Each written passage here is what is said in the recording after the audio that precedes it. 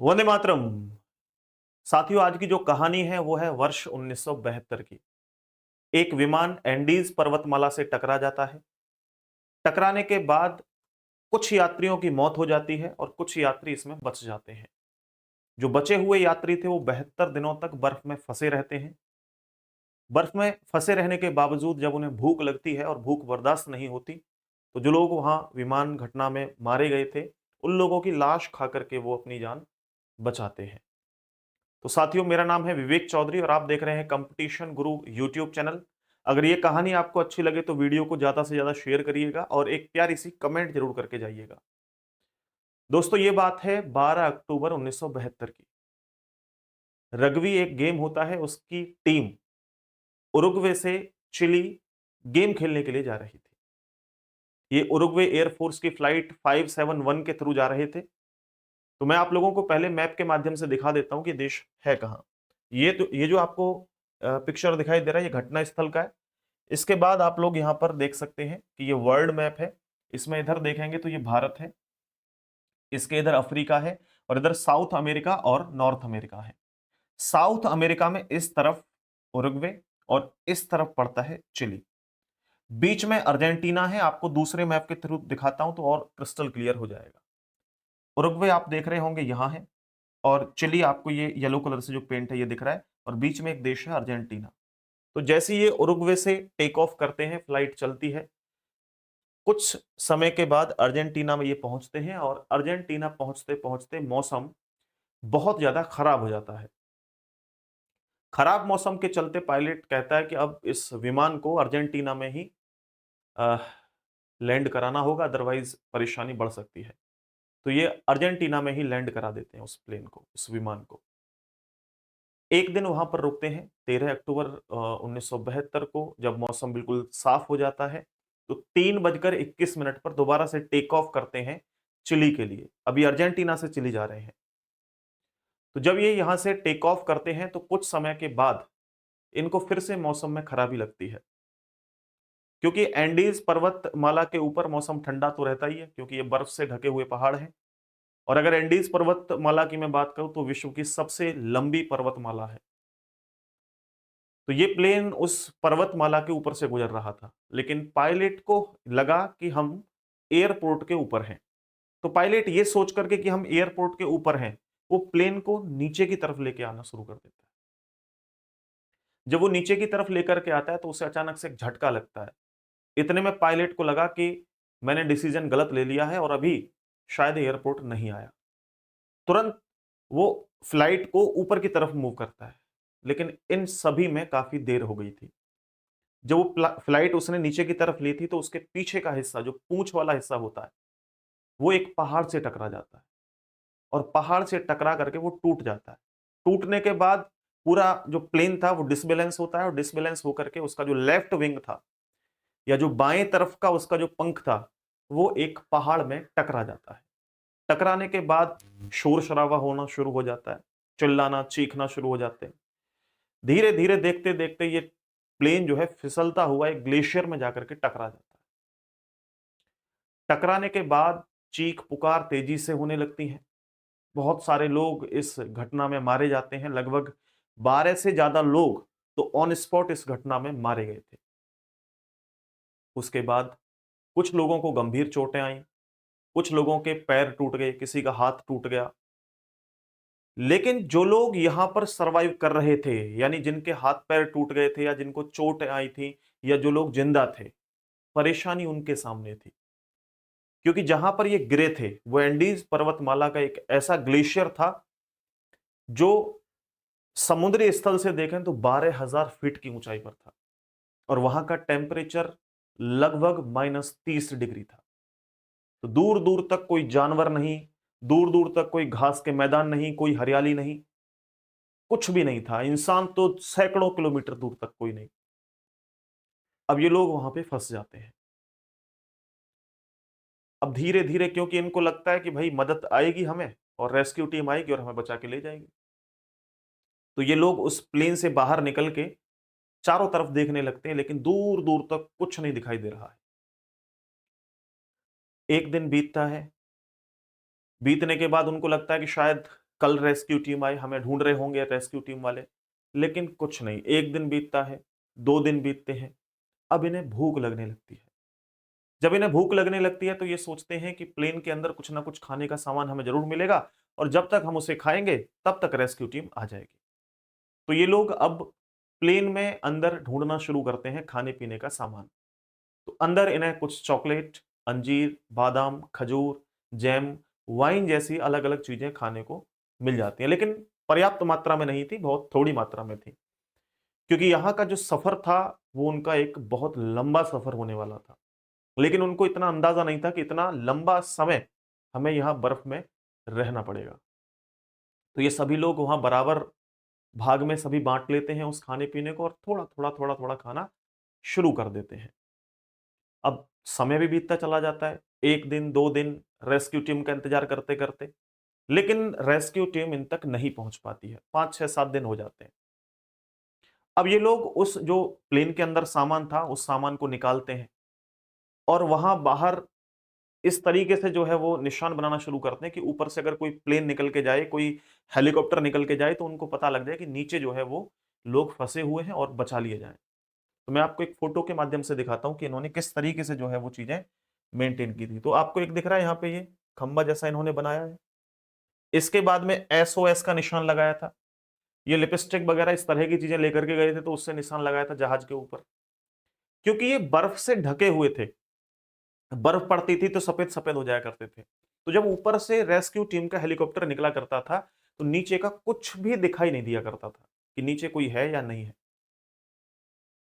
तो ये सभी लोग अभी फंसे हुए हैं, कुछ भी मदद इनको नहीं मिल पा रही है। धीरे धीरे धीरे धीरे खाना पीना जो भी इनका था, जो प्लेन के अंदर से इन्हें मिला था, वो भी खत्म होने लगता है। 10 दिन बीतते हैं, 15 दिन बीतते हैं। अब भूखा व्यक्ति कब तक रह सकता है? 1 दिन 2 दिन 4 दिन 6 दिन, लेकिन लंबे समय तक भूखा नहीं रह सकता। अब इनकी भूख बर्दाश्त से बाहर हो जाती है। अब ये चिल्लाने लगते हैं, इतना स्टेमिना, इतनी ताकत इनके अंदर नहीं बचती है कि चिल्लाने की आवाज भी दूर तक जाए। वहीं जो है ये परेशानी में डूबते रहते हैं, और मतलब हालत इनकी दिन और दिन लगातार खराब होती चली जा रही थी। तो इनके साथ एक डॉक्टर भी यात्रा कर रहे थे, उनका नाम था डॉक्टर रॉबर्ट कैनेसा। वो भी यात्रा कर रहे थे। उन्होंने आकर के इन सभी लोगों से कहा कि देखो, अब हम फंस तो गए हैं, और रेस्क्यू टीम का भी पता नहीं कब तक आए, कितना समय लग जाए। अब जब तक जान है तब तक तो प्रयास तो करना पड़ेगा, तो अपनी जान को बचा के रखना पड़ेगा। अब जान कैसे बच सकती है? दूर दूर तक कोई जानवर नहीं है, कोई हरियाली नहीं है कि हम उसे खा सकें, कुछ ऐसा कर सकें। केवल पानी पानी है, और इसको भी हम लोग जो है जहाज के कुछ खराब इक्विपमेंट से निकाल के लाते हैं और बर्फ को पिघला करके पानी पीते हैं, लेकिन केवल पानी से भी काम नहीं चलेगा। तो उस डॉक्टर ने कहा कि भाई साहब, एक तरीका है मेरे पास, अगर आप लोग चाहो तो। बोला, तरीका क्या है? कि मैंने साइंस में पढ़ा था, या मैंने जब डॉक्टर की तैयारी कर रहा था, या मैं जब डॉक्टरी लाइन में गया तो मैंने पढ़ा था कि जानवर का और इंसान का जो मांस होता है वो एक जैसा होता है। तो इंसान का मांस खाने से कोई नुकसान नहीं होता। ये सुनकर के सभी लोग बड़े घबरा जाते हैं कि यार कैसी बात कर रहा है। तो उसने कहा, देखो, प्रैक्टिकली तो ये लगता है कि हाँ, मांस इंसान का और जानवरों का एक जैसा है, लेकिन प्रैक्टिकली तो लगता है, लेकिन खा नहीं सकता कोई व्यक्ति। और खास तौर पे जो लोग वहां उस प्लेन में गए थे वो परिवार वाले, है ना, यार दोस्त थे, तो कैसे खाते? वो नहीं खा सकते थे। लेकिन काफी परेशानियों का सामना करना पड़ रहा था। अगर मांस नहीं खाते लाशों का निकाला हुआ, तो वो खुद भी मर जाते। तो लास्ट में डिसीजन लेते हैं कि ठीक है, हम लाशों को खाना शुरू कर दें, और ये उन लाशों को काट काट करके खाना शुरू कर देते हैं। नेशनल जियोग्राफी एक चैनल है, उस पे इनका एक इंटरव्यू है। उन्होंने बताया कि जब मैंने मांस काट करके खाना शुरू किया था तो मेरा दिल बहुत घबरा रहा था। हमने सभी लाशों को वहां पे खाया, क्योंकि हम 72 दिन तक वहां पर रहे थे, लेकिन हमने 2 लाशों को छोड़ दिया था। एक लाश थी बूढ़ी बुजुर्ग, एक माता थी किसी की जो वहां पे उस प्लेन में यात्रा कर रहे थे, उनकी माता, और एक बच्चा था जो किसी का भतीजा लगता था। तो उन बच्चे को और उस बूढ़ी बुजुर्ग महिला को छोड़ दिया था। बाकी हमने भूख में सभी को खा लिया था, क्योंकि अपनी जान बचानी थी। सब कुछ चल रहा था ऐसे ही, जीवन जो है वो अपना मुश्किलों से भरा हुआ कट रहा था, दिन बीतते जा रहे थे। लेकिन बर्फीले पहाड़ों पर केवल जिंदा रहना खाने पीने से ही जिंदा नहीं रह सकता व्यक्ति, बहुत सारी और भी चीजें होती हैं क्योंकि ठंड इतनी है और शरीर को भी गर्मी चाहिए। तो अब क्या हुआ कि ये सभी लोग गर्मी के लिए उस जहाज के अंदर घुस जाया करते थे और उसकी जो शीट वगैरह की कवर वगैरह थे, उनको लपेट करके जो है उनके कुछ ऐसे कपड़े बना लिए थे कि हम ठंड से बच सके। लेकिन एक दिन होता क्या है कि बहुत खतरनाक सा तूफान आता है, बर्फीला तूफान। और ये शाम के समय की बात है और अचानक से इतना भयंकर तूफान आता है कि इन सभी के ऊपर जो है बर्फ ही बर्फ हो जाती है। उस रात इनमें से 17 लोग और मारे जाते हैं। यानी 12 लोग तो पहले ही मर गए थे, 17 लोग और मारे जाते हैं। मुश्किलें जैसे जैसे दिन बढ़ते जा रहे थे, मुश्किलें और भी बढ़ती चली जा रही थी। अब क्या करते? बस यही इंतजार था कि रेस्क्यू टीम आएगी और हमें बचाएगी, लेकिन रेस्क्यू टीम कुछ भी जो है रिस्पॉन्स नहीं आ रहा था। एक दिन ऐसे ही वो खराब जो जहाज था उसके अंदर से वो चीजें, कुछ जैसे कुछ हथियार बनाना बर्फ को तोड़ने के लिए, जूते बनाना बर्फ से बचने के लिए, कपड़े बनाना, तो ऐसी चीजें खोजते रहा करते थे विमान में। तो एक दिन ऐसे ही रिसर्च कर रहे थे, उसमें खोज रहे थे, तो एक रेडियो मिलता है उन्हें। रेडियो बिल्कुल ठीक था, बस उसकी बैटरी में थोड़ी सी टेक्निकली कुछ एरर था, उस बैटरी को वो ठीक से लगाते हैं और रेडियो चल जाता है। रेडियो को सुनते ही, क्योंकि एक खबर चल रही थी, सबके कान खड़े हो जाते हैं। खबर क्या थी? खबर थी बचाव दल को लेकर के। वो कह रहे थे कि हमने अपना बचाव दल भेजा और लगभग एंडीज पर्वतमाला के हमने 100 से भी अधिक चक्कर अपने हेलीकॉप्टर से लगाए, लेकिन जो प्लेन गायब हुआ है, वो प्लेन हमें अभी तक नहीं मिला है। इसलिए हमने सर्च ऑपरेशन को बंद कर दिया है काफी लंबे समय के बाद। तो अब हम सर्च नहीं करेंगे, कभी बर्फ पिघलेगी, मौसम थोड़ा सा बदलेगा, तो जब जाकर के हम लोग वहां पे देख लेंगे। अभी हम इस सर्च ऑपरेशन को बंद कर रहे हैं। ये जैसे ही ये बात सुनते हैं सभी लोग, बस अब उनको लगता है कि अब बचने की कोई उम्मीद नहीं है, कोई गुंजाइश नहीं है। लेकिन यहां पर 3 लोग थे जिनके अंदर जज्बा था, जो लोग इनको मेंटेन कर रहे थे, जो इनके मेंटर थे। एक एक था नंदो पराडो, दूसरा था अंतोनियो टिंटिन और तीसरा था डॉक्टर रॉबर्ट कैनेसा, जिसने लाश खिलाने के लिए फोर्स किया था। ये तीनों लोग बोलते हैं कि अब भाई साहब जान बचाने का केवल एक ही तरीका है, दूसरा कोई भी तरीका नहीं है। सभी लोग बोलते हैं भाई कौन सा तरीका है ऐसा जो हमारी जान बच सकती है? तो वो कहता है कि हमें खुद बाहर जाने का रास्ता ढूंढना होगा और अगर हम खुद रास्ता ढूंढेंगे तो ही 1% चांस है कि हमारी जान बचे, अदरवाइज मरना तो निश्चित है। तो अब 2 लोग, एक नंदो परादो और दूसरा था रॉबर्ट कैनेसा, ये दोनों उन लाशों से कुछ खाने के जो भी मीट था, मांस था, उसको निकाल करके अपने पास रखते हैं, कुछ पानी बर्फ को पिघला करके अपने पास रखते हैं और रास्ता ढूंढने के लिए निकल जाते हैं।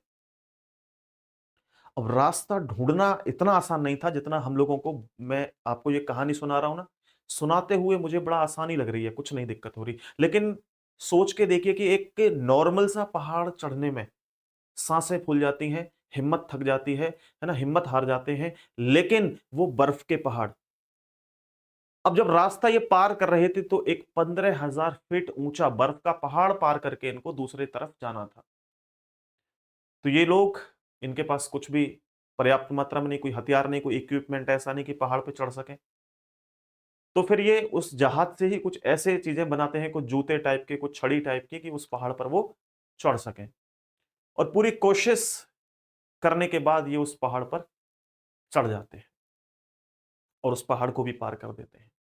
न केवल पहाड़ को पार करते हैं, लगभग 10 दिनों तक लगातार वो चलते रहते हैं।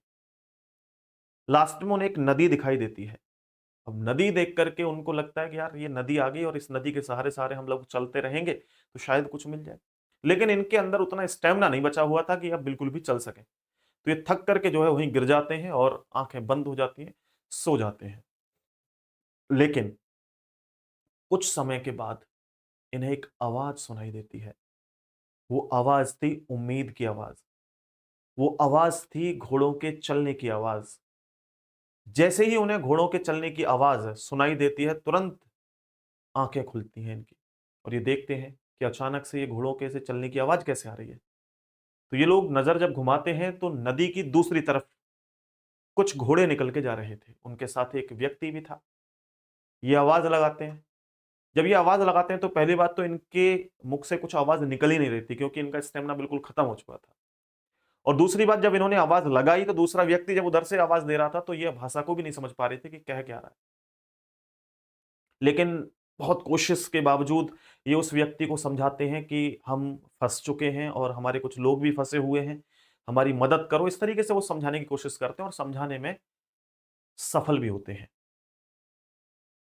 लेकिन क्योंकि बर्फीले पहाड़ थे, नदी का दूसरा सिरा दूर था, तो ये लोग कुछ कह पाते, समझ पाते इतनी। वो जो व्यक्ति मिला था वो कहता है कि कुछ समय रुको, मैं मदद लेकर के आता हूं तुम्हारे लिए। तो वो व्यक्ति जो है वो जाता है अपने अधिकारियों के पास, अपने देश के अधिकारियों के पास, और जाकर के कहता है कि कुछ लोग जो है वो पहाड़ के उस तरफ फंसे हुए हैं और वो बोल रहे हैं कि विमान वगैरह कुछ ऐसा है, फ्लाइट वगैरह, जहाज वगैरह जो है वो फंसा हुआ है, आप जाकर के देखें। क्योंकि ये चीजें रेस्क्यू वगैरह चल रहे थे, क्योंकि अर्जेंटीना को भी खबर दी गई थी कि जहाज मिले तो बताना। और जो जो दूसरा चिली देश है उसको भी बताया गया था कि अगर हमारे लोग यहाँ पे आए फंसे तो आप लोग ध्यान रखना। ये चीजें वायरल थी, सबको पता था।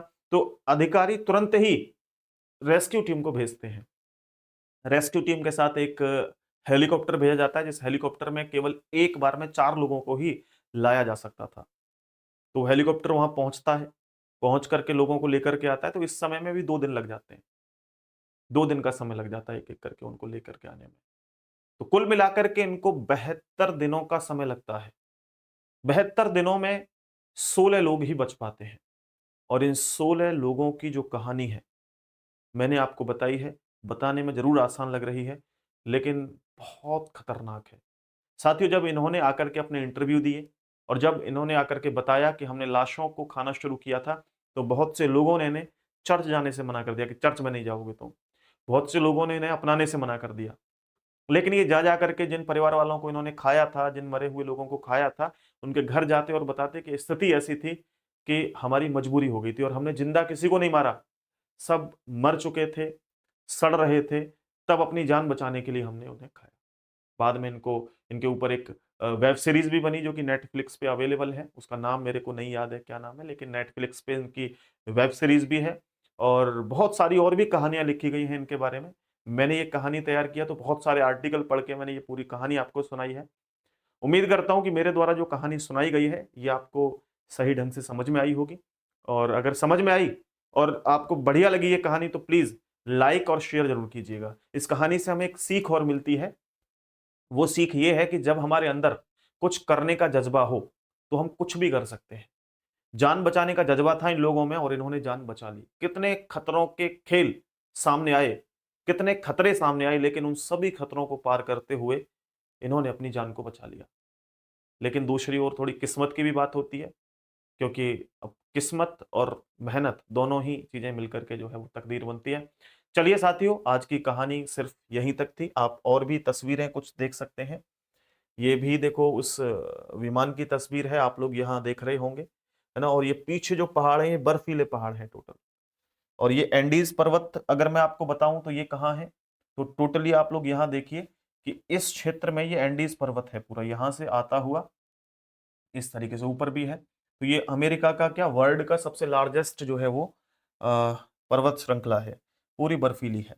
इसके अलावा अगर आप में से कोई भी स्टूडेंट वनडे कॉम्पिटिटिव एग्जाम की तैयारी कर रहे हैं, जैसे एसएससी, रेलवे, पुलिस या अदर कोई भी competitive exam, UP triple SC का एग्जाम हो या हरियाणा के किसी एग्जाम हो, हरियाणा का किसी किसी भी विभाग का एग्जाम हो, जिस एग्जाम में आपकी रीजनिंग का सब्जेक्ट और हिंदी का सब्जेक्ट आता हो, तो आप लोगों के लिए स्पेशली दोनों सब्जेक्ट का कंबाइन एक बैच हम लोग लेकर के आए हैं, जिसकी फीस 699 है, यानी 699 रुपए। तो आप 699 रुपए में कंप्लीट बैच इनरोल कर सकते हैं, खरीद सकते हैं। एप्लीकेशन का नाम है कंपटीशन गुरु, जल्दी कीजिए और इस बैच को आप लोग अभी इनरोल कर लीजिए, क्योंकि इस पे ऑफर चल रहा है। इसके बाद अगर इस बैच से संबंधित कोई भी जानकारी लेनी हो तो ये हमारा नंबर है 9716818470। इस नंबर पर संपर्क करिए और अपनी पढ़ाई को और बेहद खूबसूरत बनाइए। चलिए आज के लिए इतना ही। नमस्ते, राम राम, जय हिंद।